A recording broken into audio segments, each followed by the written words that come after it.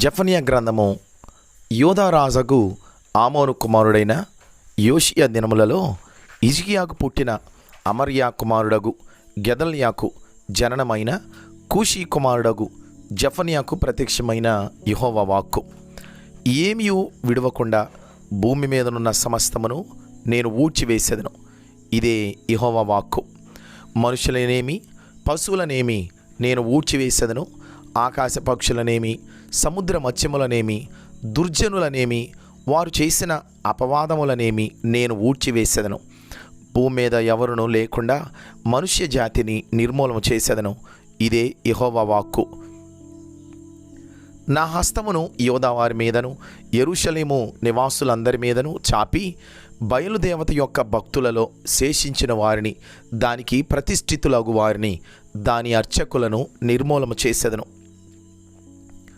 మిద్దెల మీద ఎక్కి ఆకాశ సమూహములకు మ్రొక్కువారిని, యెహోవా పేరును బట్టి బయలుదేవత తమకు రాజను దాని నామమును బట్టి మ్రొక్కి ప్రమాణము చేయువారిని నేను నిర్మూలన చేసేదను.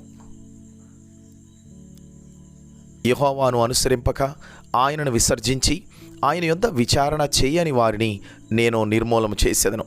ప్రభు అయిన యెహోవా దినము సమీపమాయను. ఆయన బలి ఒకటి సిద్ధపరిచి ఉన్నాడు.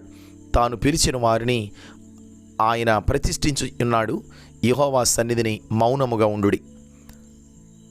యెహోవా ఏర్పరిచిన బలి దినమందు అధిపతులను రాజకుమారులను అన్య దేశస్థుల వలె వస్త్రములు వేసుకొని వారిని అందరినీ నేను శిక్షింతును. మరియు ఇండ్ల గడపలు దాటి వచ్చి యజమానుని ఇంటిని మోసముతోనూ బలాత్కారముతోనూ నింపు వారిని ఆ దినమందు నేను శిక్షింతును. ఆ దినమందు మత్స్యపు గుమ్మములో రోదన శబ్దమును, పట్టణపు దిగువ భాగమున అంగలార్పును వినబడును. కొండల దిక్కు నుండి గొప్ప నాశనము వచ్చును. ఇదే యెహోవా వాక్కు. కనానీయులందరూ నాశమైరి, ద్రవ్యము సమకూర్చుకొనిన వారందరూ నిర్మూలం చేయబడిరి గనుక మక్తేషు లోయ నివాసులారా అంగలార్చుడి. ఆ కాలమున నేను దీపములు పట్టుకొని యెరూషలేమును పరిశోధింతును.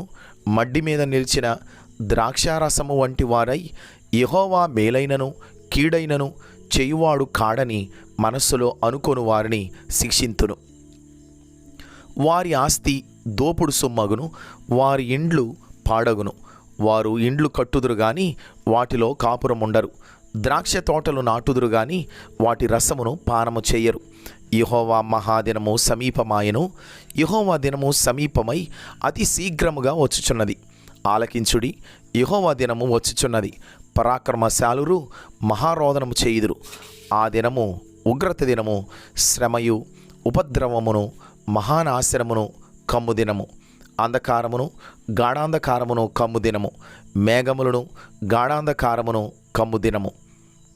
ఆ దినమున ప్రాకారములు గల పట్టణముల దగ్గరను ఎత్తైన గోపురముల దగ్గరను యుద్ధ ఘోషణయు బాకానాదమును వినబడును.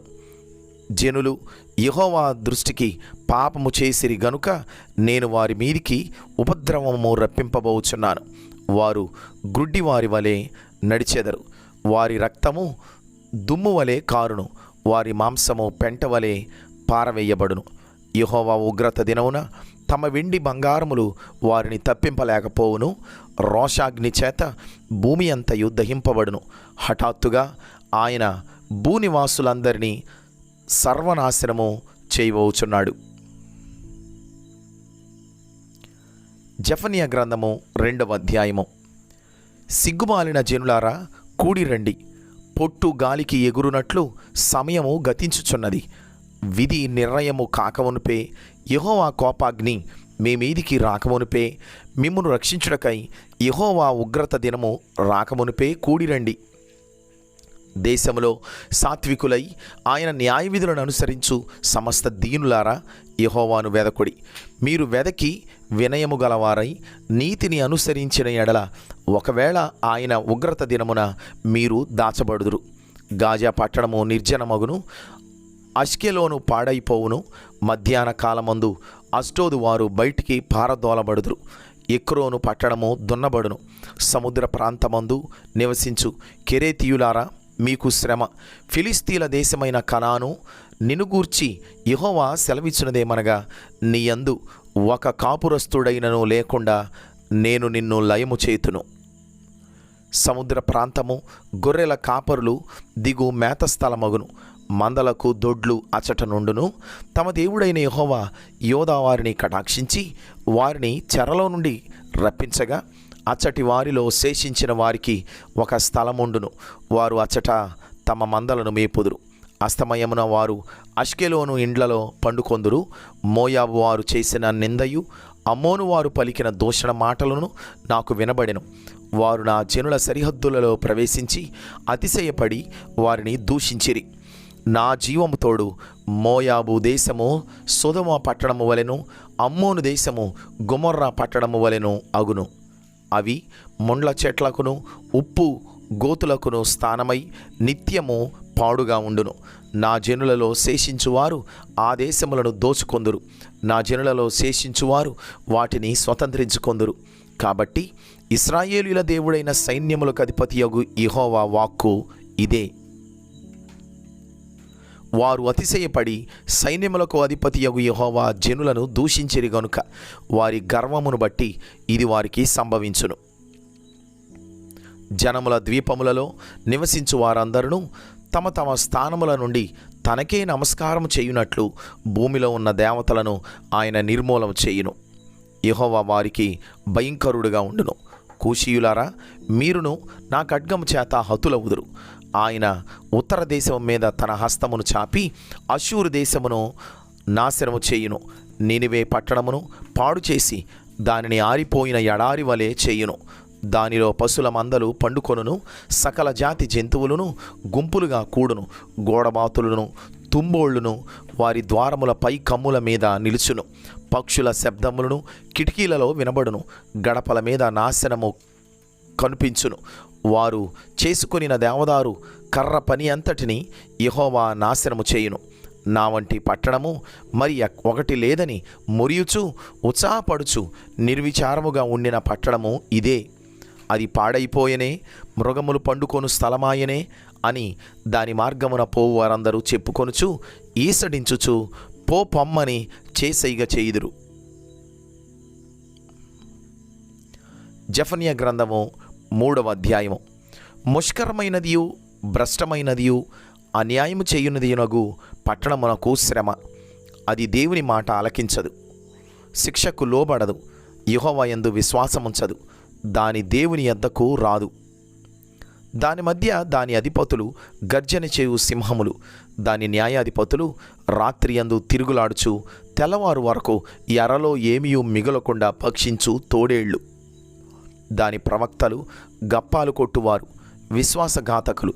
దాని యాజకులు ధర్మశాస్త్రమును నిరాకరించి ప్రతిష్ఠిత వస్తువులను అపవిత్రపరతురు. అయితే న్యాయము తీర్చు యెహోవా దాని మధ్యనున్నాడు. ఆయన అక్రమము చేయువాడు కాడు.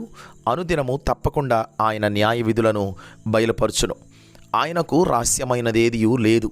ఆయనను నీతిహీనులు సిగ్గెరుగరు. నేను అన్యజనులను నిర్మూలం చేయగా వారి కోటలను పాడగును.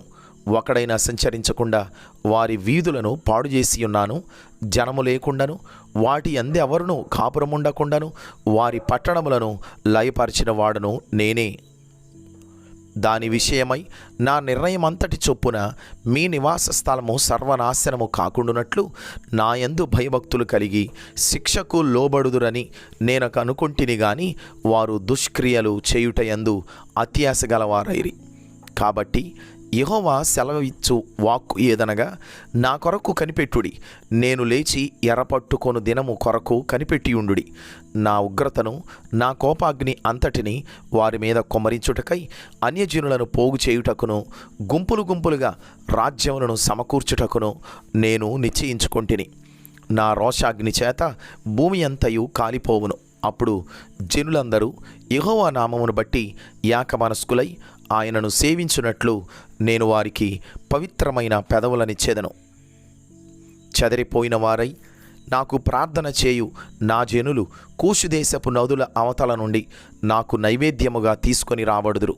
ఆ దినమున నీ గర్వమును బట్టి సంతోషించి వారిని నీలో నుండి నేను వెళ్ళగొట్టుదును గనుక నా పరిశుద్ధమైన కొండయందు నీవిక గర్వము చూపవు. నా మీద తిరుగబడి నీవు చేసిన క్రియల విషయమై నీకు సిగ్గు కలుగదు. దుఃఖితులగు దీనులను యెహోవా నామము ఆశ్రయించు జనశేషముగా నీ మధ్య నుండనిత్తును. ఇశ్రాయేలీలలో మిగిలిన వారు పాపము చేయరు, అబద్ధమాడరు, కపటములాడు నాలుక వారి నోట నుండదు.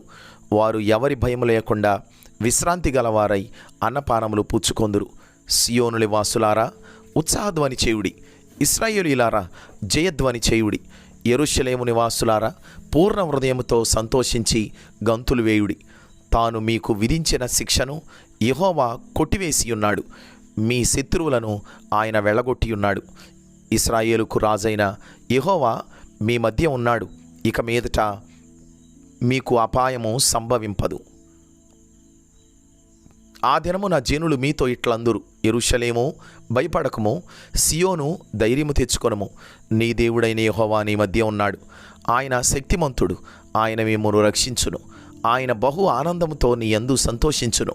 నీ యందు తనకున్న ప్రేమను బట్టి శాంతము వహించి నీ యందలి సంతోషము చేత ఆయన హర్షించును.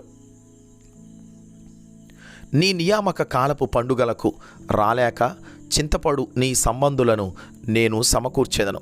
వారు గొప్ప అవమానము పొందినవారు. ఆ కాలమున నిన్ను హింసపెట్టు వారినందరినీ నేను శిక్షింతును, కుంటుచు నడుచువారిని నేను రక్షించును. చెదరగొట్టబడిన వారిని సమకూర్చుదును.